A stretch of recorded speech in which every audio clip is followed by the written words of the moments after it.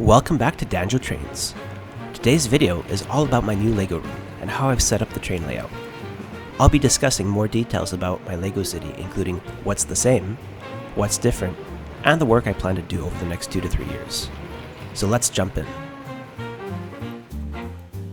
Here is a full view of the new layout. As you can see, it is shorter than the previous version by 4 feet because I could not fit all the wood framing along the new wall. However, the room is much taller and is no longer in a basement, so it benefits from more natural lighting.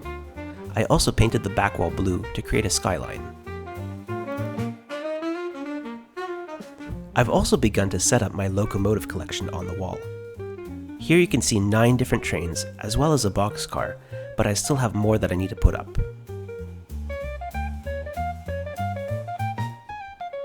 Now let's discuss more details, starting with downtown. This area effectively remains unchanged from my original plan with the digital model. However, I recently bought Gringotts Bank and need to figure out how to add it to the city. I still plan to have a single train loop up here, and I'm dedicated to completing my street riding road plates. My first priority is finishing the large road plate with curved track that goes here, so I can complete Main Street. Also, a high priority is to switch these black tiles out for dark grey ones, as many of you have pointed out in a previous video.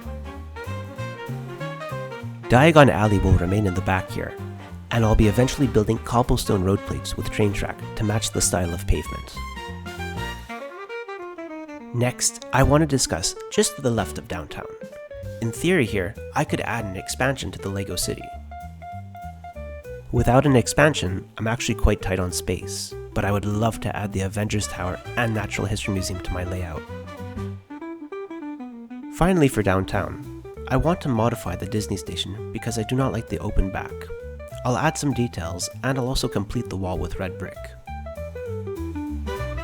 However, there are advantages to leaving this area open. From here, I now have access to the underground of the city. I'm currently standing where there used to be a wall in the previous room. This gives me a great perspective to film the trains, and it's easier to reach in case of a derailment. As a side note, I plan to more often feature some of the lesser seen trains in my collection in future videos, such as the white high-speed train that just passed by. Over on the other end, this is where I want to build the Ninjago Harbor, an expansion I've had in mind for quite some time. I can modify the siding track to turn outwards so that it can connect with the harbor in an unloading area. Due to space constraints, I'll have to figure out an optimal way to display the 4 Ninjago modulars along with some surrounding water. Next, let's go over the main level of the layout. Obviously, I wanted to keep the double loop of train tracks. I think it looks amazing to have the trains running in opposite directions and passing by one another. Of course, I could also run them both in the same direction and have them race. Now, even though I kept the double loop, there were some modifications I had to do since the layout is now 4 feet shorter. The section of track that goes under the LEGO city remains. However, it no longer passes through completely. Instead, I've added an extra switch and created 2 sidings. This could potentially be an underground terminus station, where trains could wait for passengers before they leave towards other cities. If I do build a train platform here, there's the possibility of attaching LED lights to the framework to illuminate the station, which would look really awesome. If I do build a station, I would likely create a wall in the back here to hide the other trains as they pass by. Lastly, for under here, I would like to throw out this panel and replace it with LEGO bricks, but this is not an urgent priority, so it stays in place for now. On this side of the layout, I used to have the Lone Ranger Silver Mine, and a train could run through the tunnel and connect back to the main track. I had also started placing all my Halloween-themed LEGO on this side to begin a haunted forest. However, this does not fit anymore, but I have an idea for the empty space. This is the base of the old train engine shed that I started from the Bricklink Designer program, and it fits perfectly into the open space. The shed even has 2 tracks, so I could connect these 2 sidings coming out from under the table. Even though it's not a haunted forest, I can still do a bit of a spooky scene here with the train shed and surrounded by lots of vegetation and add a few ghosts. Next, it's time to talk about the underneath of the table.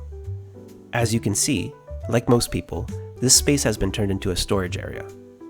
Eventually, I'll see about building a proper sorting system for my Lego here. You might also notice 2 Lego sets waiting to be built, Gringotts and the Ninjago Marketplace. On the other side of the table, this space is empty for now, but I was thinking of building a deep underground.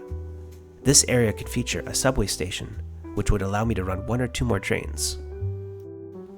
I could even move my Halloween-themed Lego to this deep underground and create a sort of afterlife city with eerie blue lights. Wouldn't that be cool?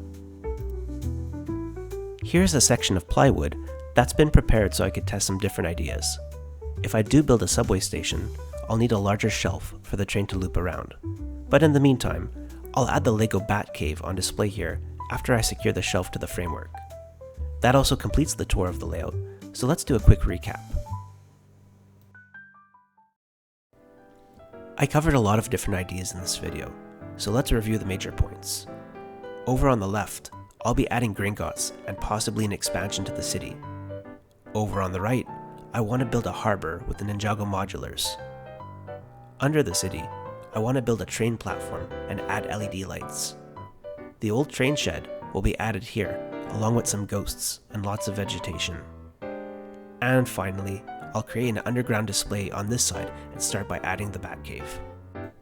But that's it for today. I'll be making a separate video about the rim acoustics so you can hear the trains run without any music. Don't forget to drop a like and subscribe to the channel too. And please let me know what you think in the comments below. I'd love to hear your feedback. Bye for now.